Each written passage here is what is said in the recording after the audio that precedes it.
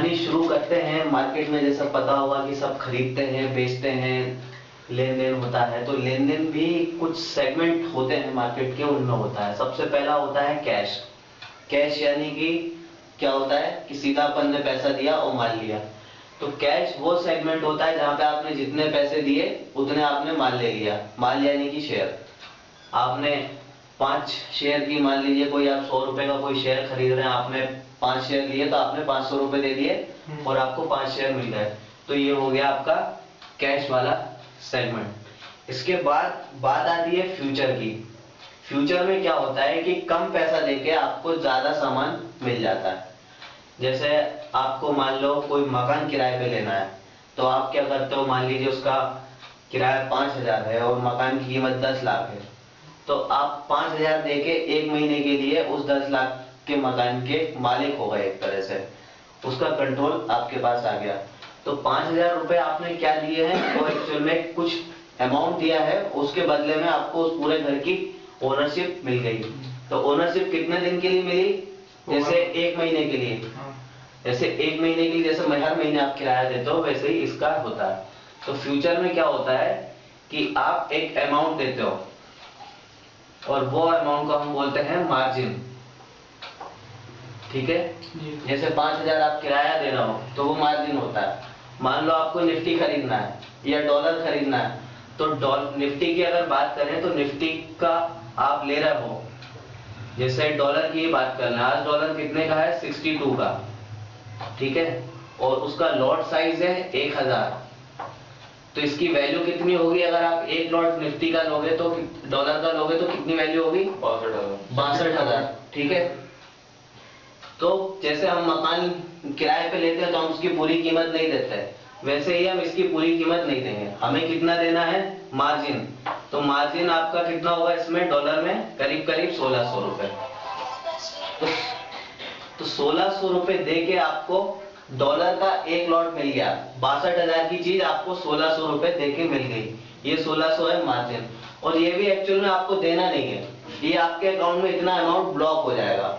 और इसके बाद जो प्रॉफिट लॉस होता है इसमें, वो आपका डेली बेसिस पे एडजस्ट होता है।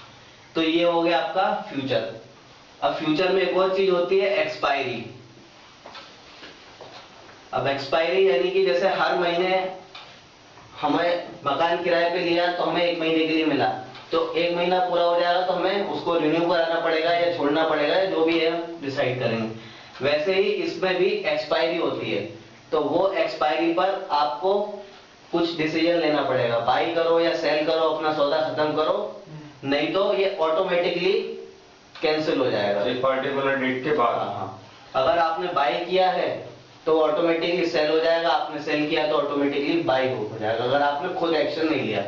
तो जनरली या हमेशा ही हर गुरुवार को,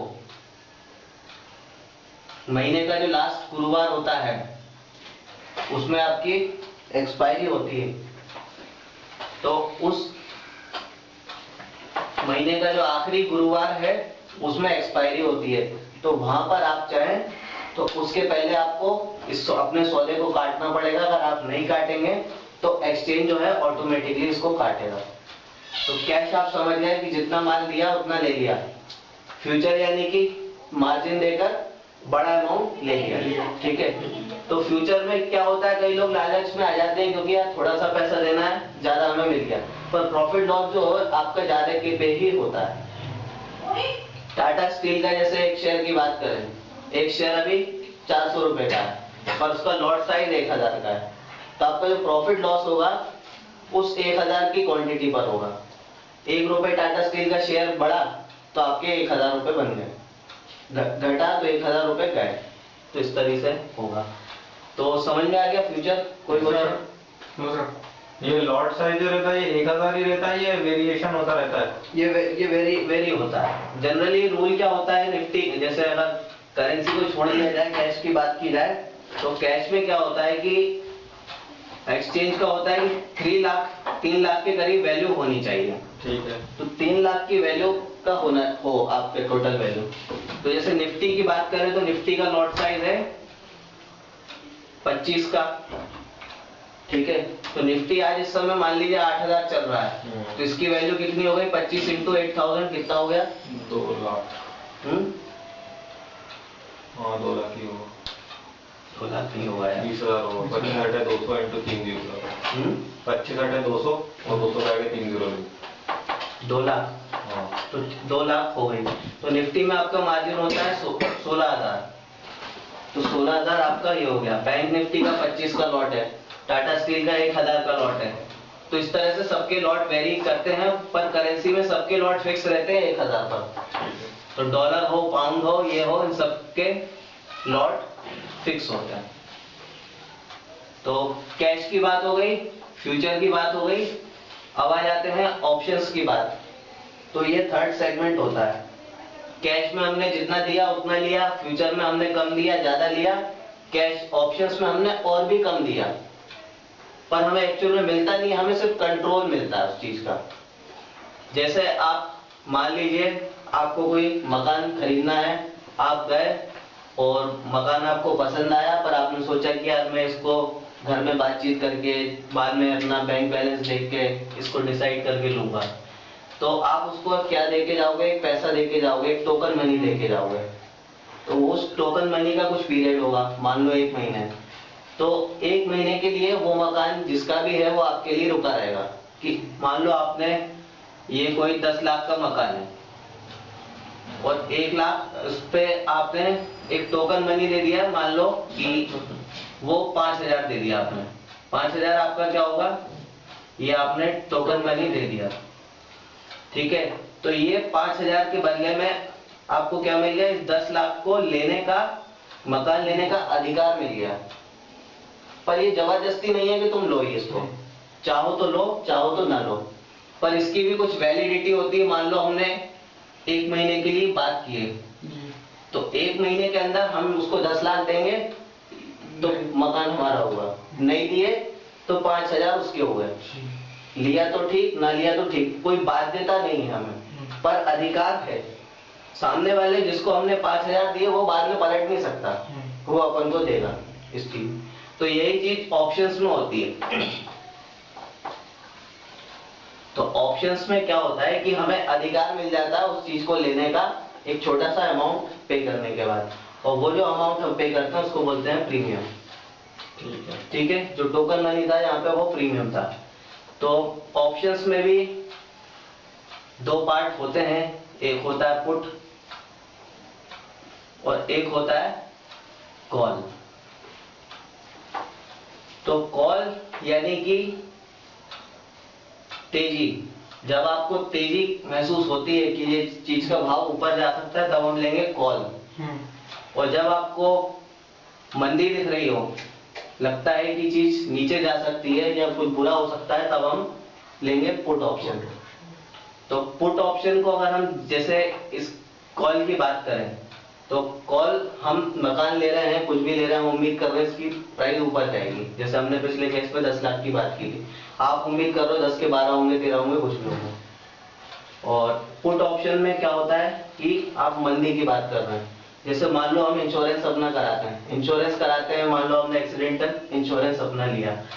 सपोज करो हमने कि 2,000 का प्रीमियम देकर एक एक्सीडेंटल इंश्योरेंस लिया जो हमें करीब 5 लाख का कवर दे रहा है। ठीक है, यानी कि अगर हमारा एक्सीडेंट हुआ तो हमें 5 लाख मिलेंगे, नहीं हुआ तो 2,000 जाएंगे, वो उनके हो जाएंगे। तो ये हमने दिया क्या? 2,000 का प्रीमियम, बदले में 5 लाख। और इस 2,000 को देने के बाद हमें अधिकार मिल गया कि हम अगर हमारा एक्सीडेंट हो तो हम इनसे 5 लाख ले सकते हैं। और वो जो है, वो जिससे भी हमने ये लिया है वो भी हमें 5 लाख देगा। तो वो बाध्य हो गया हमें 5 लाख देने के लिए। पर हम बाध्य कब होंगे? बाध्य नहीं, हम जब हमारा एक्सीडेंट होगा तब ले सकेंगे, पहले नहीं। तो यानी इसको हम एग्जीक्यूट तभी करेंगे। तो ऑप्शंस हमें क्या देते हैं? एक राइट देते हैं किसी भी चीज को खरीदने का या बेचने का, पर ऑब्लिगेशन नहीं देते हैं। ऑब्लिगेशन ना होने का मतलब आपको अधिकार है, आप लो, पर जबरदस्ती नहीं है। जरूरी नहीं है कि लो या ना लो। ठीक है। तो put option, call option, premium समझ में आ गया, ये हो गया। अब जैसे हर चीज की वैलिडिटी होती है, आपने इंश्योरेंस लिया तो वो भी एक समय के लिए वैलिड होता है, साल भर के लिए, महीने भर के लिए, 6 महीने के लिए, जब तक आप प्रीमियम दे रहे हो, तो उसकी भी एक्सपायरी होती है, जैसे फ्यूचर में होती है, इनकी भी एक्सपायरी होती है। और अगली चीज एक्सपायरी हो गई और ये हो गई। एक और चीज ऑप्शंस में आती है स्ट्राइक प्राइस, ठीक है। तो स्ट्राइक प्राइस जैसे यहाँ पर हम 5 लाख का ले रहे हैं, तो हमारा 5 लाख क्या होगा, स्ट्राइक प्राइस।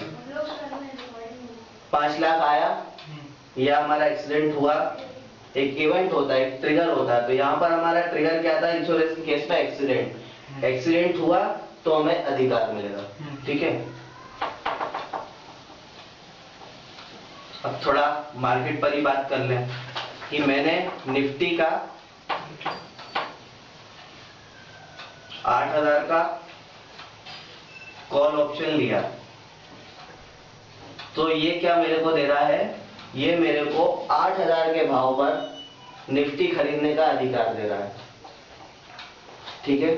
8,000 के भाव पर निफ्टी खरीदने का अधिकार दे रहा है। अगर यही मैं इसका पुट ऑप्शन लूं तो क्या होगा, ये मेरे को 8,000 के भाव पे बेचने का अधिकार दे रहा है। पुट यानी बेचना, बंदी, तो आपको 8,000 के भाव पे यहाँ बेचने का अधिकार मिलेगा, ठीक है। मान लीजिए आपने 8,000 का कॉल लिया, अब ये एक्सपायरी तक भाव कुछ और होता है, 8,000 नहीं होता है, मान लो 8100 होता है, तो आपके कॉल की वैल्यू भी ऊपर जाएगी, क्योंकि जिस चीज की कीमत ज्यादा होती है उस चीज का टोकन मनी भी आपको ज्यादा देना पड़ता है, तो वो जाएंगे। पर जिस चीज की कीमत कम होती है या जो मिलने के चांस नहीं होते हैं, तो उसकी कीमत भी खत्म होती जाती है।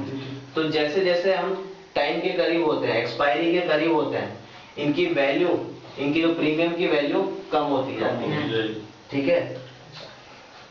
जैसे आप कोई जवान आदमी है तो उसके इंश्योरेंस का प्रीमियम कम होता है, भले ही क्लेम अमाउंट सेम रहता है, पर कोई ज्यादा एज का आदमी लेगा वही इंश्योरेंस तो उसका प्रीमियम ज्यादा होगा, है ना, क्योंकि उसके मरने की चांस ज्यादा है। जो यंग आदमी उसके कम है। तो यहाँ पे जिस स्ट्राइक प्राइस के अचीव होने के चांस ज्यादा होंगे उसकी वैल्यू ज्यादा होगी।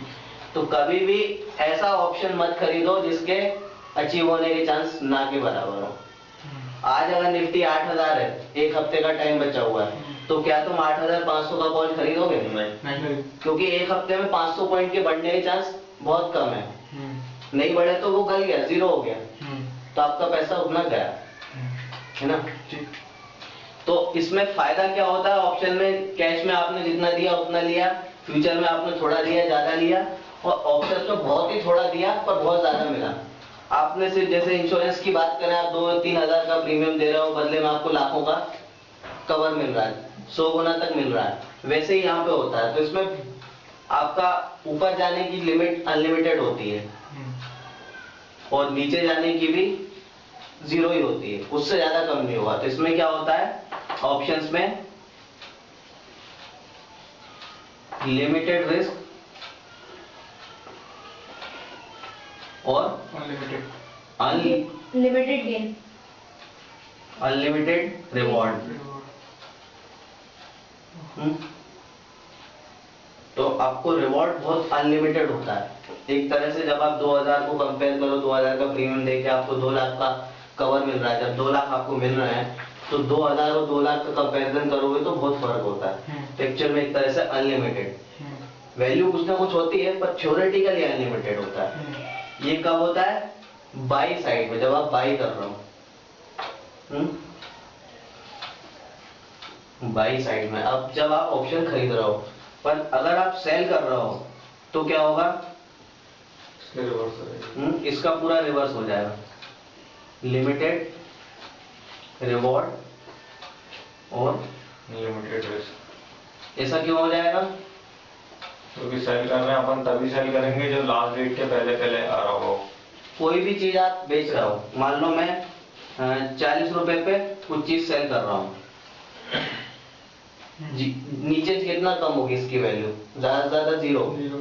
तो मैं सेल कर रहा हूँ तो मेरे को मिल जाएगा सिर्फ 40, पर इसकी बढ़ने की कोई लिमिट नहीं है। कोई लिमिट है क्या? 400, 4000, 4 लाख कुछ भी हो सकता है। इसलिए सेल करने में हमारा रिस्क अनलिमिटेड होता है और बाई करने में रिस्क लिमिटेड, रिवार्ड अनलिमिटेड।